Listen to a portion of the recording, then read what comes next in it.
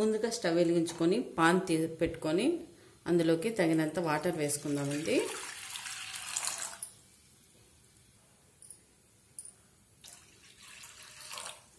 ఇలా తగినంత వాటర్ పోసుకున్న తర్వాత వాటర్ బాగా హీట్ ఎక్కేంత వరకు మరగనిద్దామండి వాటర్ని. ఇలా వాటర్ బాగా హీట్ ఎక్కిన తర్వాత ఇందులోకి 1 కప్పు పాస్తా వేసుకుందాము.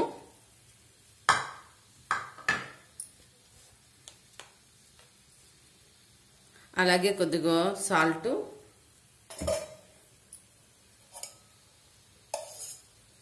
ఒక 1/2 టేబుల్ స్పూన్ దాకా ఆయిల్ వేసుకుందాము. ఇలా వేసుకున్న తర్వాత ఒకసారి కలుపుకుందామండి. ఈ పాస్తా మొత్తం బాగా ఉడకాలండి. మెత్తగా అయ్యేంత వరకు ఉడకబెట్టుకుందాము.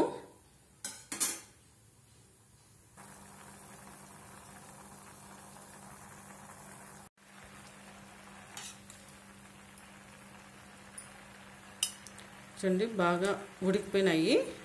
ఇప్పుడు మనం స్టవ్ ఆపుకునేద్దాము.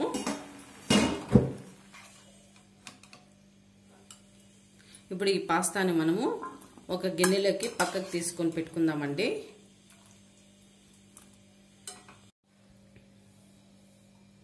మరో పాన్లోకి ఒక 2 టేబుల్ స్పూన్ల ఆయిల్ తీసుకుందామండి.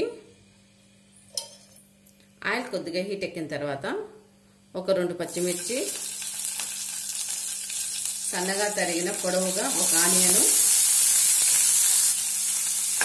ఆనియన్స్ మెత్తగా అయ్యేంత వరకు 1 నిమిషం పాటు ఫ్రై చేసుకుందాము.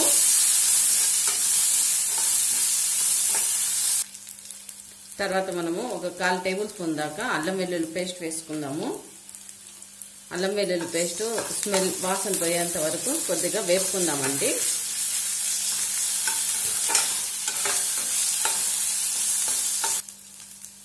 ఇలా వేపుకున్న తర్వాత ఇందులోకి మనము ఎగ్ యాడ్ చేసుకుందాము.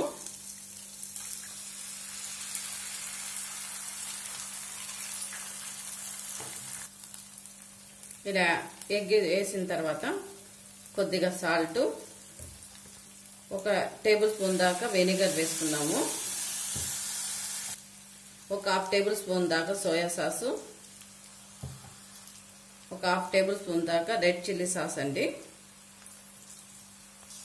ఇలా వేసుకున్న తర్వాత ఒకసారి దీన్ని మొత్తాన్ని కలుపుకుందామండి.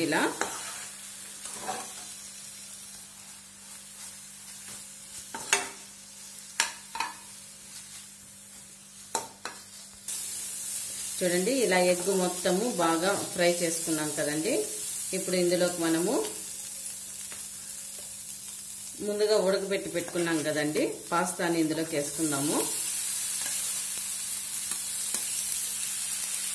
ఇలా వేసుకొని మీడియం ఫ్లేమ్లో మంటను పెట్టుకున్న తర్వాత ఇదంతా బాగా కలుపుకుందామండి.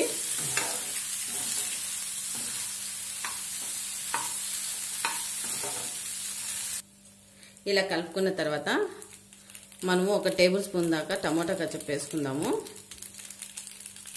వేసుకొని ఒకసారి కలుపుకునేద్దామండి.